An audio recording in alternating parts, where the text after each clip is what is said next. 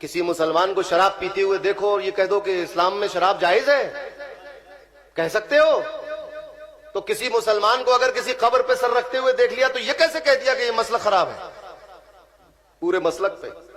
اور یہ تو عجیب غریب بات ہے کہ ہماری جاہل عوام کے غلط حرکتوں کو دیکھ کر ہمارے مسلک پہ انگلی، یہ مسلک ہی غلط ہے، جبکہ کتابیں ہماری بتا رہی ہیں کہ ہمارا مسلک کیا ہے، اور ہم بھی بتا رہے ہیں کہ ہمارا مسلک کیا ہے۔ آپ کو یاد ہوگا 10 12 یا 15 سال پہلے عیدگاہ شمسی کے ممبر پہ کھڑے ہو کے میں نے یہ کہا تھا کہ چھوٹے سرکار میں حاضری دینے والوں، سرکار کے مزار کو سجدہ نہ کرنا، سجدہ حرام ہے، مزار کو سجدہ نہیں کیا جا سکتا، یہ ہے ہمارا عقیدہ۔ مگر پھر بھی یہ کہ یہ شرک ہے، یہ مشرک ہے، یہ مشرک کائے کے مشرک ہے بھائی؟ ہماری کتابوں سے، بزرگوں سے ہمارا عقیدہ ظاہر ہوگا نا۔ کوئی مسلمان جوا کھیلتا ہوا، اب کوئی سنی مسلمان جوا کھیل لے تو سنی مسلک میں جوا حلال ہو گیا کیا؟ ہم نے تو نہیں کہا کہ سعودی عرب میں جو کسینو کھلا ہے تو پورے وہابی جو ہے جواری ہے، ہم نے کہا کیا یہ بات؟ ہم تو نہیں کہتے یہ بات۔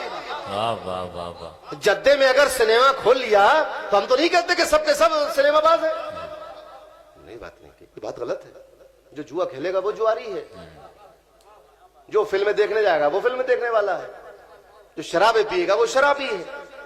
یہ تو نہیں کہہ سکتے اسکول میں اگر کوئی لڑکا شیطانی کرے، بدتمیزی کرے، چھت سے کود جائے، کسی کو مار دے، تو کیا یہ مطلب ہے کہ یہ اسکول میں یہی سکھایا جا رہا ہے؟ یہ دیانتداری کی بات نہیں ہے۔ تو اگر سنی مسلمان، جبکہ ہماری جاہل عوام کے عمل کو دیکھ کر مسلک پر اعتراض، اور جو ہمارے اعتراض آپ کی لکھی ہوئی عبارتوں پر ہے مولانا لوگوں پر، اس کا کیا؟ ہم جب اعتراض کر رہے ہیں تو ہم تو آپ کے ان جواریوں پر اعتراض نہیں کر رہے جو پتے بانٹ رہے ہیں سعودی عرب کے اندر، ہم اس کتاب التوحید پر اعتراض کرتے ہیں جو محمد بن عبد الوہاب نے لکھی ہے، ہم اس تقویت الایمان پہ سوال کرتے ہیں جو اسماعیل دہلوی نے لکھی ہے۔ تو ہمارے جاہل اور بولے والے سیدھے عوام کو جو اعتراض کر کے ہمارے مسلک کو الٹا سیدھا، تو بھائی زبان زبان ہے، اپنے منہ میں ہے، جس کی جو چاہے بولے، مگر اتنا آسان نہیں ہے۔ یزید بھی یہی چاہتا تھا، انداز دوسرا تھا، وہ بھی یہی چاہتا تھا جو آج کل کچھ لوگ چاہتے ہیں، اس کا انداز الگ تھا، ان کا انداز الگ ہے۔ قسم خدا کی اگر ان کو بٹھا دیا جائے تخت پہ تو یہ بھی یزید کی طرح تلواریں کھینچ کر اہل سنت کے سامنے آ جائے، صحیح بتا رہا ہوں۔ تاریخ گواہ ہے، جب جب موقع ملا محمد بن عبد الوہاب نجدی نے یہی کیا۔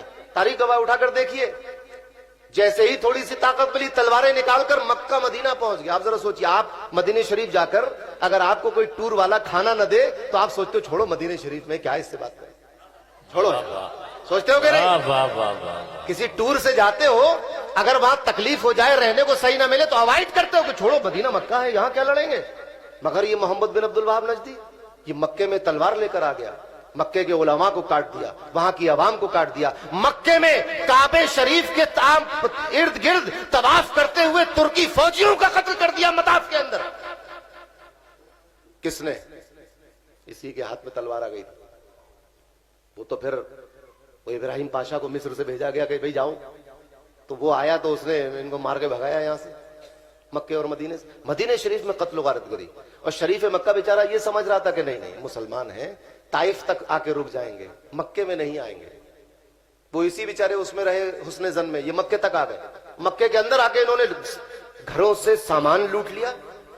کیسی دین کی تبلیغ ہے بھائی، واہ، کون سا سنت کا پیغام، ارے سبحان اللہ، کیا پیغام ہے سنت کا کہ جاؤ مکے میں جا کے لوٹ لو گھروں سامان، بھائی واہ، یہ ہے توحید، یہ ہے شمع رسالت کے پروانے، یہ ہے مسلمانوں کے عقیدے درست کرنے والے۔ کیا کرو گے؟ گھروں سے سامان لوٹو گے، بے گناہ لوگوں کو قتل کرو گے، اور کیا کہہ کر یہ سب مشرک ہو گئے۔ کیا کہا؟ یہ سب مشرک ہو گئے ہیں۔ یہ کون لوگ مشرک ہو گئے ہیں؟ جن کا عقیدہ اس بات پر ہے وَإِلَٰهُكُمْ إِلَٰهٌ وَاحِدٌ، جو اپنی نمازوں میں اس آیت کو پڑھ رہے ہیں کہ اللہ کے سوا کوئی معبود نہیں، جو صرف اللہ کے لیے نماز پڑھتے، ان کے بارے میں کہا یہ مشرک ہو گئے۔ کیوں؟ کیونکہ یہ جب پریشانی میں ہوتے ہیں تو کہتے ہیں یا رسول اللہ، یا علی، یا شیخ عبد القادر جیلانی۔ بھائی واہ، یہ تو فہم ہے ایمان کا اور حدیث کا اور دین کا اور یہ قرآن کا۔ اسی اعلیٰ علم اور اعلیٰ فہم پر مسلمانوں کی اصلاح کا ایڑا اٹھا لیا۔ تو بھائی زبان تو یہی ہے آج بھی کہ یہ مشرک ہے، بس ہاتھ میں تلوار نہیں ہے اس میں۔ موقع ملتے ہی کام ہو سکتا ہے, ہوشیار رہنے کی ضرورت ہے جی. اور یہ نوبت نہ آنے دیجئے کہ کوئی آپ کو مشرک کہے, لہذا درگاہوں پر جائیے تو ادب کے ساتھ. اب یہ کہا جاتا ہے بھائی, اور دوسری ترکیب کیا ہے کہ بھائی درگاہوں پہ اتنی خرافات ہو رہی ہے, نہیں جانا چاہیے وہاں پر. بھائی کسی جگہ کوئی برا کام ہو رہا ہو تو مت جاؤ, یہ دلیل ہے کہ نہیں؟ فتح مکہ سے پہلے, بلکہ ہجرت سے پہلے, نبی کریم صلی اللہ علیہ وسلم کعبے کا طواف کرنے گئے کہ نہیں گئے؟ بتائیے. گئے. اس کعبے میں 360 بت رکھے ہوئے تھے. جس کعبے کا طواف کرنے رسول اللہ جا رہے ہیں اس میں 360 بت رکھے ہیں. یا رسول اللہ, آپ تو دین پھیلانے آئے تھے, ایک خرافات والی جگہ آپ کیوں جا رہے ہیں؟ وہاں تو پوجا ہو رہی تھی, لات و منات اور حبل کھڑے ہوئے تھے, تصویریں لگی تھی, بت بنے ہوئے تھے. جس کعبے میں 360 بت رکھے تھے اسی کعبے کا طواف کرنے چلے گئے. کیا پتا چلا کہ جب تک ہم اس خرافات کی اصلاح کی طاقت حاصل نہ کر لیں, ہم خاموشی سے اس جگہ آتے جاتے رہیں گے, آنا جانا نہیں چھوڑیں گے. تو اگر کسی درگاہ پر کسی کو خرافات دکھ رہی ہو تو اس خرافات سے قطع نظر کیجئے, آپ مت کیجئے وہ خرافات, مگر درگاہ پہ آئیے جائیے.